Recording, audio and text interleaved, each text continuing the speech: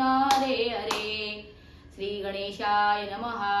ओम शारदेय नमो नमः. ओम गुरुदेवाय नमो नमः. ओम मातृदेव भव. ओम पितृदेव भव. सर्व संत सज्जनाय नमो नमः. तुझिया सत्तेने वेदांशी चालणे, सूर्याचे चालणे तुझिया बळे. ऐसा तू समर्थ ब्रह्मांडाचा धनी, मर्म जाणोनी शरण आलो. पांडुरंगाला स्मरण करून माझ्या प्रवचन रूपी सेवेला मी आज सुरुवात करत आहे. आजचा माझ्या प्रवचन रूपी सेवेचा विषय आहे, आपल्या घरामध्ये भांडण कलह का होतात. तर ज्यावेळी द्वापारयुग संपलं आणि कलियुगाला प्रारंभ झाला, कलियुगाला प्रारंभ झाल्यानंतर कली परीक्षित राजाकडे गेला आणि परीक्षित राजाला म्हणाला, हे राजा, मला तुझ्या राज्यामध्ये राहायला जागा दे. परीक्षित राजाने त्याला हाकलूनच काढलं होतं, परंतु कलीनं परीक्षित राजाला खूप विनंती केली की मला काहीही कर, पण तुझ्या राज्यात जागा दे. तेव्हा परीक्षित राजा म्हणाला, का हे बघ कली, तुला मी राहायला जागा देईन, त्याच जागीत तुला राहावं लागेल, इतर कुठल्याही जागी तुला राहावं लागणार नाही. बघा श्रोते माय बाप हो, कुणालाच घरात कलह आवडत नाहीये. ज्या घरात कलह असतात, भांडणं असतात, त्या घरातील शांतता नष्ट होते. घरात कलह होऊ नये म्हणून परीक्षित राजानं त्या कलीला अशा जागा दिल्यात त्यात सगळ्यांना माहिती झाल्या पाहिजेत. कारण कलीचं वास्तव्य कोणाच्या घरात राहतं, कोणत्या माणसाच्या घरात राहतं आणि कशा वातावरणात राहतं हे प्रत्येकानं लक्षात घ्यायला हवं. आणि आज मी जे सांगेन तुम्ही नीट ऐकलं तर अशी कृत्य कोणत्याच माणसाच्या हातून घडणार नाहीत. तर कलीनं पहिली जागा कलीला राहायला दिली की हे कली, ज्या घरामध्ये ईश्वराचं नामस्मरण नाही अशा घरात तू राहा. बघा, म्हणून ईश्वराचं नामस्मरण किती महत्वाचं आहे हे प्रत्येकाने लक्षात घ्या. मनापासून ज्या घरामध्ये सकाळ संध्या देवपूजा होते, सकाळ संध्या इथे ग्रंथांचं वाचन होतं, संतांचं स्मरण होतं, ईश्वराचं स्मरण होतं, नामस्मरण होतं, अशा घरामध्ये कली वास्तव्य करत नाही.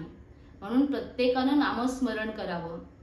आता मग परीक्षित राजानं कलीला दुसरी जागा दिली की ज्या घरामध्ये पापाच्या मार्गाने पैसा कमवला जातो त्या घरामध्ये तुम्ही राहा. बघा, कष्टाने येते ती लक्ष्मी आणि पापाच्या मार्गाने येतो तो पैसा. मग पापाच्या मार्गाने जी माणसं पैसा कमावतील त्या घरामध्ये तू राहा, असं कलीला स्पष्ट ताकीद दिली परीक्षित राजानं. म्हणून माणसांनो, चांगल्या मार्गाने धन कमवा, चांगल्या मार्गाने कष्टाच्या मार्गाने घरात लक्ष्मी आणा, तिथे कलीचा वास राहणार नाही. त्याच्यानंतर परीक्षित राजानं कलीला तिसरी जागा दिली. ज्या घरामध्ये दारूचं सेवन केलं जातं, मद्यप्राशन केलं जातं, अशा घरात तू राहा. बघा, जी व्यक्ती घरामध्ये मद्यप्राशन करून येते, दारू पिऊन येते, त्या घरामध्ये भांडणं होतात, कलह होतात.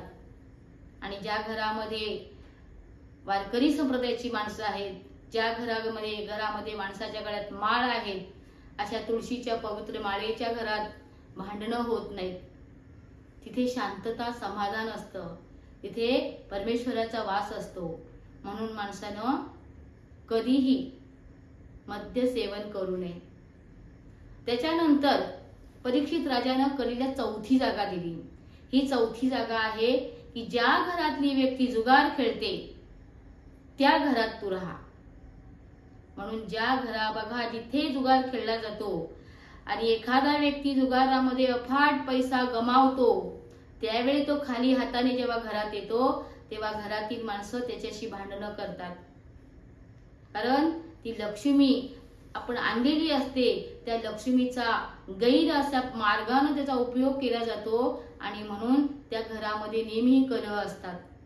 त्याच्यानंतर कलीला 5वी जागा राहायला दिलेली आहे की ज्या पुरुषाला परस्त्रीचा नाद आहे.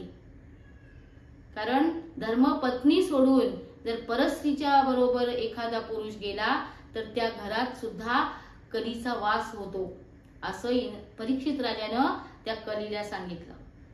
म्हणजे एकूण 5 जागा दिल्या कलीला, आणि त्या अशा घरामध्ये की जिथे नामस्मरण नाहीये, जिथे मद्यप्राशन केलं जातं, जिथे जुगार खेळला जातो, जिथे पापाच्या मार्गाने पैसा कमवला जातो, आणि जिथे पुरुषाला परस्त्रीचा नाद आहे, अशा घरामध्ये कलीचा वास राहतो. म्हणून या 5 गोष्टी श्रोते माय बापो कुणीही करू नका, अशी सर्वांना माझी या प्रवचनाच्या माध्यमातून प्रांजळ विनंती आहे.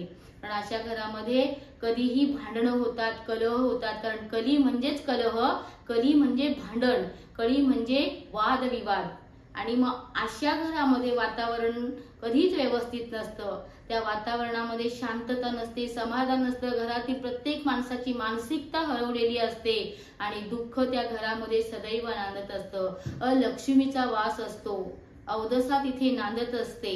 आणि म्हणूनच या 5 गोष्टींपासून जर दूर राहिलात तर तिथे ईश्वराचा वास येईल, तिथे पुरुषोत्तमू लक्ष्मी तिथे, आणि तिथेच लक्ष्मीचा वास होईल. घरामध्ये सुख समृद्धी संपन्नता याचा वास राहील.